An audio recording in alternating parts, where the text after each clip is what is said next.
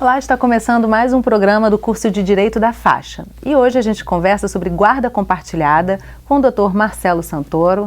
Ele é advogado de Direito de Família e Sucessões. Marcelo, muito obrigada pela sua presença com a gente aqui no estúdio da Faixa.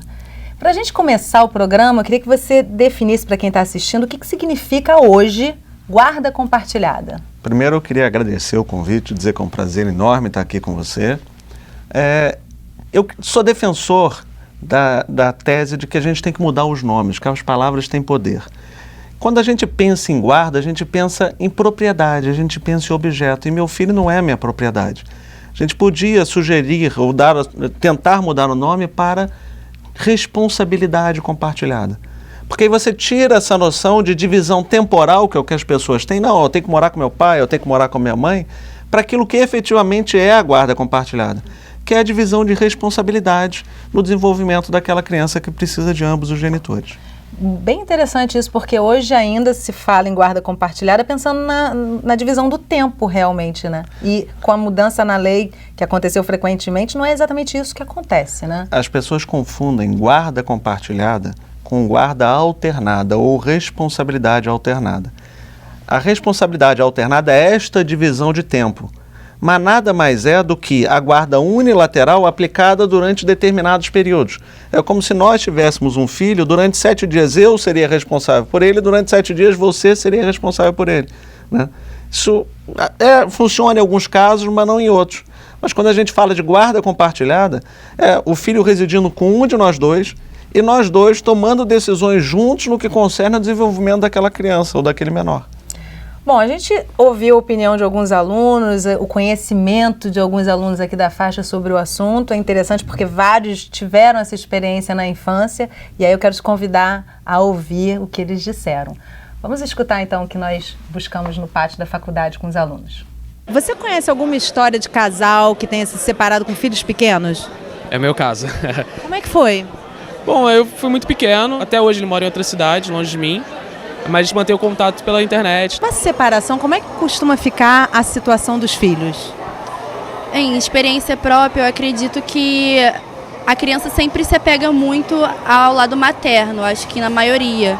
Ainda mais por ser uma coisa mais biológica, sabe? Mas eu tenho na minha família casos de que os pais se separaram e os filhos preferiram ficar com o pai. Geralmente a juíza escolhe um dos pais, né? E ele fica em 15 dias, eu acho. No meu caso, pelo menos, foi assim. Eu moro com meu pai e minha mãe eu contava de 15 dias. E os seus pais brigaram pela sua guarda? Sim, quem queria mais a minha guarda era a minha avó, a parte de pai. Meu pai ele não tinha muita estrutura na época, então ficou convencionado que seria com minha mãe. Então a guarda ficou sempre até os meus 18 anos com a minha mãe. Quando a criança é muito pequena e não tem o poder de escolha, eu acho que o melhor a ser feito é ter uma conscientização dos dois, para que os dois entrem em um acordo, para que ambos possam ter um convívio com a criança, sabe? Porque faz parte do crescimento, desenvolvimento do psicológico da criança, ter esse contato tanto com o pai, o masculino, e o lado feminino. Você lembra do momento da separação dos seus pais? O que ficou para você? Foi complicado no momento.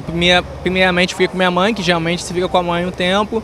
Aí depois a juíza decretou que eu ficaria com meu pai, que na verdade é o que tinha mais estrutura para ficar com a gente. Eu lembro que meu pai ia me visitar, tipo, de 15 dias, me levava na casa da minha avó. O que você sabe sobre guarda compartilhada? As últimas sobre o que eu ouvi falar recentemente, o pai e a mãe eles revezavam as decisões sobre a família. Não necessariamente eles ficavam revezando, mas é o básico que eu sei, porque eu vi em TV. Hoje é automática a guarda compartilhada. Você sabe o que isso significa? Eu sei o que significa, eu acho que é importante a pessoa viver os dois mundos. No meu caso, não seria muito bom eu conviver ao mesmo tempo com meu pai e com minha mãe. Isso é muito complicado, porque às vezes os pais não têm os mesmos valores, as mesmas ideologias. Se a criança sofreu com a briga deles, eu acho que isso tem que ser muito bem visto para ver se a criança não vai sofrer mais ao longo da infância. Eu acho que tem que sempre ter alguém perto acompanhando esse processo para que a criança fique bem, sabe? Olhando o caso, a criança de perto, não somente os pais, mas sempre a criança. Acho que a gente tem que ser sensível. Cada caso é um caso e tem que estudar o caso para ver. No meu caso, ela foi sensível e talvez tenha salvado a minha vida, então É muito comum, né, nessa geração. A gente está falando de uma geração que vivenciou a separação dos pais, vamos dizer, há 10, 15 anos atrás. O que você observa ali que te chama mais atenção nessa vivência dessa geração que a gente viu? Primeiro, é importante que a gente faça uma breve evolução histórica, e breve porque eu sou jovem ainda, mas eu me lembro um dia que eu cheguei em casa e minha mãe contava isso, que tinha um casal separado na minha sala de aula, e eu cheguei, mamãe, quando é que você vai se divorciar do papai, ou separar do papai, não lembro qual foi a palavra, para que eu pudesse ser outro também, porque aquele chamava atenção, né? Hoje é o contrário. Hoje a vivência é o inverso, né? A maioria dos casais, dos coleguinhas dos meus filhos, os pais são separados, né? Essa geração que tem hoje 20, 25 anos, é a geração que ainda saiu um pouco do machismo. É bom que a gente abra aqui que a sociedade ainda é machista. Extremamente. Né? E aqueles homens, então, que nunca quiseram ser responsabilizados pelos filhos, no meu tempo, passaram a querer, os mais novos, participar ativamente da vida dos filhos e não conseguiam. Porque toda a sociedade era machista, o poder judiciário era machista, o legislador era machista, ele era machista, a mulher era machista, os pais eram machistas. E aí quando ele queria tentar tomar conta do filho, auxiliar na responsabilidade do filho, ele era alijado. E aí se fixava a guarda unilateral. Com quem? Com a mulher. E engraçado ainda, dando aso a esse machismo, se a mulher, por acaso, percebesse que ela não é a genitora com melhores condições de desenvolver aquele menor e abrisse mão da guarda para o pai, ela era taxada como uma péssima mulher, como se aquilo violentasse a biologia. Ainda hoje isso não é plenamente aceito, né? Não. Melhorou muito. Uma mãe que abre mão da guarda ou que deixa o filho morar com o filho quando é pequeno, ela é tida como irresponsável, como uma péssima mãe, egoísta e egocêntrica. Aí a gente tem o caso de um dos alunos citando, né, que a justiça foi sensível na história dele e ele foi criado pelo pai, e que isso foi muito importante para ele, que isso mudou, deu um outro rumo para a vida dele, né? Ou seja, a justiça tem hoje já essa sensibilidade de realmente analisar caso a caso e nem sempre colocar a guarda para a mãe, né? Hoje você tem um grupo de psicólogos, assistentes sociais, que auxilia o juiz de família, que não é uma pessoa que é obrigada a ter conhecimentos além do conhecimento jurídico, e esse juiz, então, com auxílio desses profissionais multidisciplinares, vai definir o que é melhor para aquela família. A única coisa que a lei obriga é que a guarda seja compartilhada. Como é que vai se dar a convivência, aqui mais um parênteses, no poder das palavras? A gente tem que extirpar do vocabulário o termo visitação, quando que é uma fala também de uma das há alunas, um convívio, né, de um dos genitores com o filho, porque eu, por exemplo, iria me sentir muito mal se alguém falasse que eu visito meu filho, né? Eu convivo com meu filho, né? Eu estou com meu filho. Visita você faz para um estranho, para um vizinho, para um amigo. E essa ideia dos 15 dias ainda é extremamente viva, né? Ou seja, como assim você vai ver seu filho somente a cada 15 dias, né? Eu escrevi um artigo... Ou o filho vai ver... Eu escrevi um artigo no início da década de 2000, assim, que falava do papai de final de semana, né? Que é o pai super-herói, que ele pega no sábado de manhã, aí passa brincando o sábado e o domingo e devolve o domingo à noite para a mãe, né? Aí à noite a mãe desesperada tem que arrumar material no dia seguinte, fazer o dever com a criança, etc. Então esse pai é maravilhoso, quer dizer, é maravilhoso no sentido de não ser pai, é um colega e não um pai, né? E isso tem que mudar, isso está mudando. Então o pai hoje pega na saída da escola, na sexta-feira em geral, faz os deveres com o filho, devolve na entrada da escola na segunda-feira e ainda tem contato com o filho durante a semana. Se os pais moram próximo, esse pai vai viver o dia a dia do filho. Qual o impedimento que tem do pai pegar o filho numa atividade extra, levar para outra, né? Levar para a casa dele, dormir, volta no dia seguinte? Agora, é importante que a gente pense também que criança tem que ter estabilidade, né? Que isso tem que ser regulamentado e que o pai ou a mãe com quem aquela criança não resida tem que saber que a criança, às quartas-feiras, às 3 horas da tarde, vai estar esperando. E é uma frustração para aquela criança a ausência do genitor com quem ela não reside. Então, há de se trazer a responsabilidade para esse genitor, para que ele seja mais participativo. A lei teve uma alteração recentemente e hoje a guarda compartilhada é automática. O que muda efetivamente com essa lei? Vamos ver como é que a sociedade é machista ainda, né? Em 2000, se não me falha a memória, em 2009 a 2010, foi promulgada uma lei da guarda compartilhada, dizendo que se não houver acordo entre as partes, o juiz dará preferencialmente a guarda compartilhada.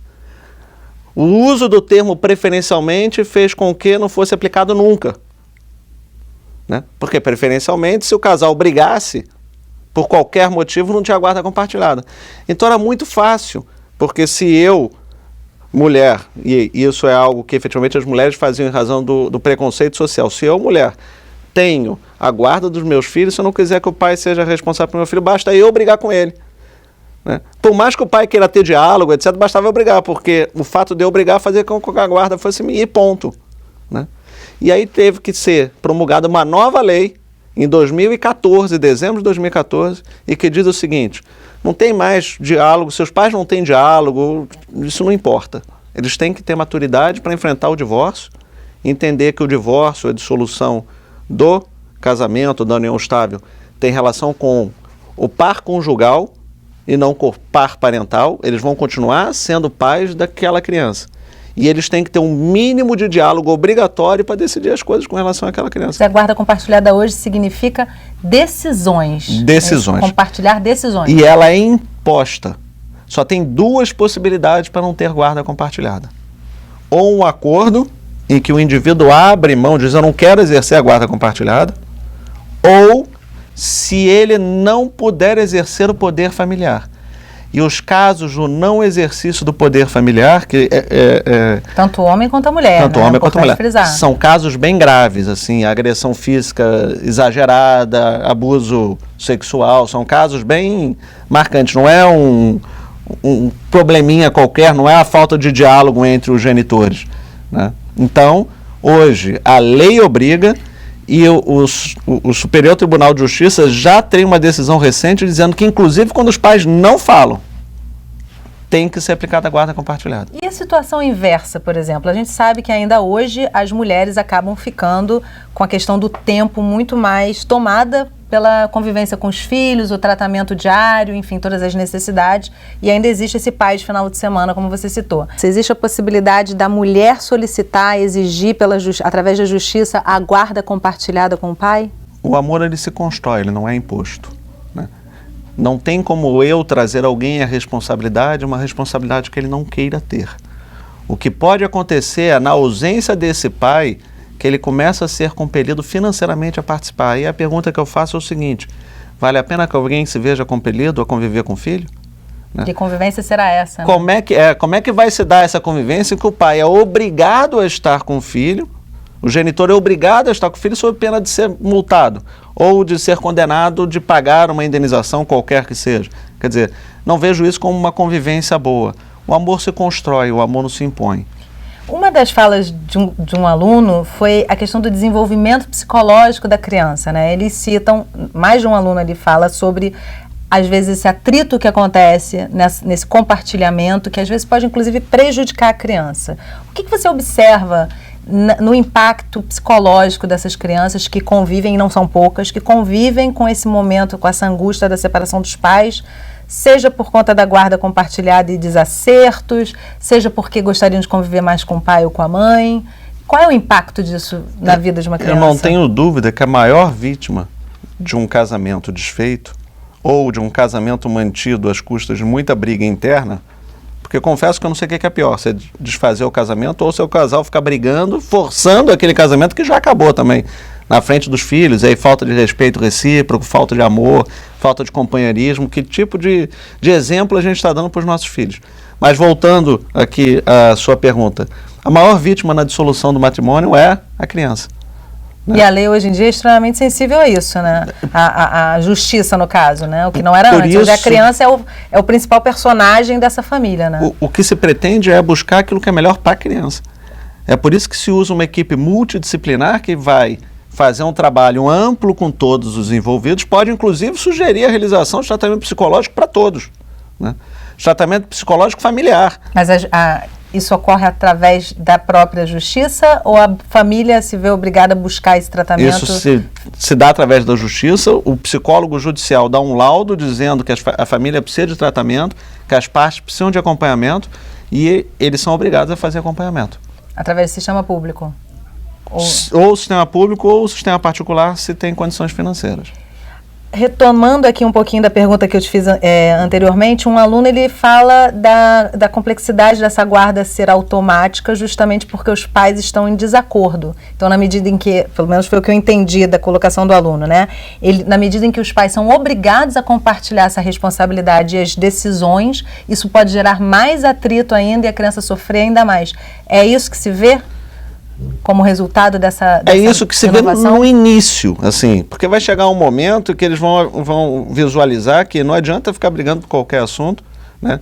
Que eles vão refazer a vida afetiva deles e aí o litígio existente entre eles vai reduzir e vão pensar naquilo que efetivamente é melhor para os filhos.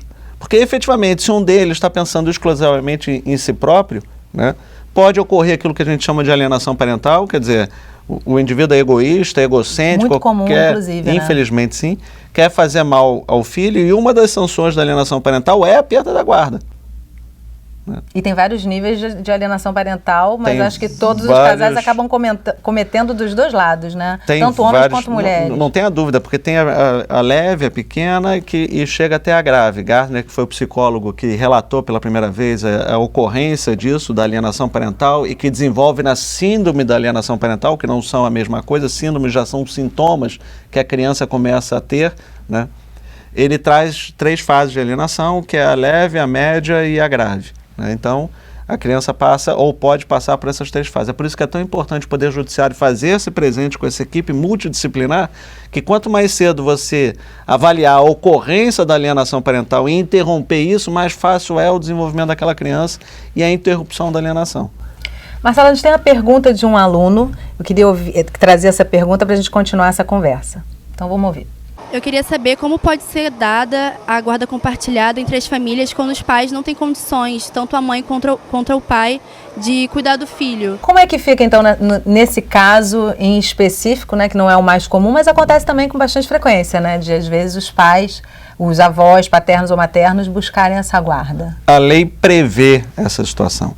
Ela fala o seguinte: se o juiz avaliar que nem o pai nem a mãe têm condições de deter a guarda daquele filho, seja compartilhado ou seja unilateral, ele vai buscar outras pessoas que tenham essa condição, que pode ser o avô, a avó. Ainda é prioritariamente o materno ou paterno? Não tem, né? Mais essa imposição, não tem mais nenhum tipo de preconceito na legislação. Ou seja, os valores vão ser avaliados igualmente, independente do lado da família. Quem vai ter a melhor condição para cuidar daquela criança? Ponto, é isso.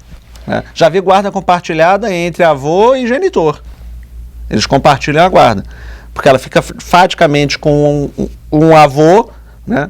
Mas que o genitor tem direito de se manifestar, ou tem a obrigação de se manifestar. Não, prefiro a escola tal, prefiro que faça o curso de língua, prefiro que vá para a academia, que não vá, faça atividade X. Então... Marcelo, quando a gente está falando, no final das contas, de guarda compartilhada, a gente está falando de uma sociedade, né? Porque a história dessa divisão de responsabilidades e convivência é recente, né? O divórcio é recente na história da sociedade, né, no Brasil. A gente está falando de várias questões, como a questão da alienação parental, a questão do machismo, que é extremamente arraigada na nossa sociedade. Para onde que a gente pode e precisa caminhar para uma futura geração de crianças que não sofra tanto esse impacto que a separação ainda gera nos dias de hoje? Você imagina, enquanto profissional, operador do direito que atua tanto nessa área, você imagina que o futuro teremos um avanço nesse sentido? O futuro é cumprir a Constituição Federal, que diz que a criança há de ser colocada em primeiro lugar sempre. É sempre buscar o melhor para aquela criança. Agora é interessante, dentro disso que você trouxe da evolução da sociedade, que as pessoas esquecem, né? É engraçado quando a gente fala sobre a história do direito e sobre a história social, coisas que aconteceram há 30, 40, 50 anos atrás, né? O Estatuto da Mulher Casada de 1962. Até 62, a mulher casada era semi-inimputável. Estatuto da Mulher Casada. Ela não podia trabalhar fora de casa sem autorização do marido. Sim. Né? A minha mãe não tinha conta em banco. Né? Não podia dirigir carro. Tinha que ter motorista. Então, são coisas que, quando você fala assim, essa garotada acha que aconteceu, sei lá, 200 anos atrás. Engraçado, né? 1962 era assim. A mulher não tratava do patrimônio dela. O patrimônio dela era transferido para o marido. O regime era da comunhão universal, porque quem administrava tudo era o marido. né? E aí, dentro dessa evolução social, a gente tem um outro ponto super interessante, me permite trazer aqui, porque é novo, né? Tem um projeto de lei no Congresso Nacional que trata do compartilhamento da guarda de animal doméstico. E é engraçado, a gente vê até a evolução social da participação do animal doméstico, que no início, o animal doméstico ele servia para ajudar o homem na caça. Ele está deixando de ser objeto na lei, Depois ele passou a ser a segurança da casa, ele ficava no jardim. E recentemente o animal doméstico entrou para dentro da casa e passou a ser um membro da família. E o que eu faço com esse animal doméstico quando aquele casamento se desfaz, né? A visão é exatamente do compartilhamento da guarda, com regulamentação de convivência. Exatamente como se fosse um filho, que é como quem tem animal doméstico vê o animal doméstico, né? A gente tem que parar com o preconceito de julgar o próximo. As pessoas falam, tem animal doméstico como filho, devia ter um filho para criar, pega uma criança para adotar, né? Não é assim, as pessoas têm o direito de exercer a liberdade delas da forma como elas querem. Não dá para legislar sobre o afeto, né? Não dá para legislar sobre o afeto, não dá para impor às pessoas situações em que elas não desejam, né? Muito interessante também notar que a lei ela vai caminhando de acordo com a sociedade, né? Ou seja, essas demandas vão surgindo de acordo com as mudanças sociais inevitáveis. É sempre de acordo com as mudanças sociais, só que às vezes não, sempre, o processo de criação de leis é um processo muito lento e demorado, né? E chega com atraso um pouquinho, né? Às vezes quando ele chega já não precisa mais, aquela situação já é completamente diferente, já não precisa mais de ser regulamentada, porque a própria sociedade já se acertou ali naquela relação. Mas essa questão da guarda compartilhada de animal doméstico, ela vem muito, tem que se fazer muito presente, porque essas questões já estão sendo levadas para o judiciário, que está tendo dificuldade para decidir. Porque hoje, juridicamente, um cachorro, um gato ou um peixinho de aquário é tido como coisa. E como é que eu divido? Legalmente. Né? E como é que eu divido a coisa? Eu divido a coisa se eles não tomarem uma adesão em asta pública. Eu vendo e divido o dinheiro. Isso vai ser bom para quem? Né? Então, esse projeto está vindo em boa hora. Está vindo em boa hora para regulamentar a convivência daquele animal. Muito interessante falar disso enquanto guarda compartilhada, porque né? Não deixa de ser. Não deixa de ser. No final das contas. Marcelo, para a gente finalizar o programa, o que você acha que ficou faltando aqui de informação, o que é importante realmente se falar quando a gente trata de guarda compartilhada? Eu acho que é importante a gente destacar que a nossa sociedade ainda é muito machista, né? Que ela faz de tudo para alijar os pais da participação efetiva no desenvolvimento dos filhos, e que todos nós temos um lado masculino e feminino. Todo indivíduo é formação dos seus dois genitores. Mas são só duas mães que têm um filho, um casal homoafetivo, ou são só dois pais? Tira o preconceito da cabeça, até porque essa criança vai pegar o par feminino ou masculino de um avô, de um tio, de alguém que frequente, de um amigo. Mas quando você afasta um genitor do convívio com o teu filho, na verdade você está fazendo mal principalmente ao teu filho. E tem que chamar os homens à responsabilidade de serem mais participativos. Parar com aquela ideia de que o pai é um indivíduo, é uma entidade que há de ser respeitada, não faça barulho, que o papai trabalhou hoje o dia inteiro, está cansado. Isso é uma mentalidade que acabou. Hoje o pai tem que lavar a louça, arrumar a cama, botar os filhos para auxiliar dentro de casa, né? Tem que ser participativo nas escolhas, tem que se fazer presente. A gente tem que aprender a respeitar o amor e entender que o amor se constrói, o amor não se impõe. Que lindo para a gente encerrar o programa, muito bom ouvir isso. Acho que é bom para as pessoas refletirem também, né? A sociedade anda para frente, que para as próximas gerações os meninos de hoje cresçam com um exemplo dessa maneira, nessa direção. Doutor Marcelo, muito obrigada pela sua presença com a gente aqui no Estúdio da Faixa. Acho que foi um grande aprendizado para quem está assistindo a gente sobre esse tema que é tão frequente na nossa sociedade. Obrigada. Eu que agradeço. E muito obrigada a você que acompanhou o nosso programa de hoje. Eu te espero na nossa próxima edição. Até lá!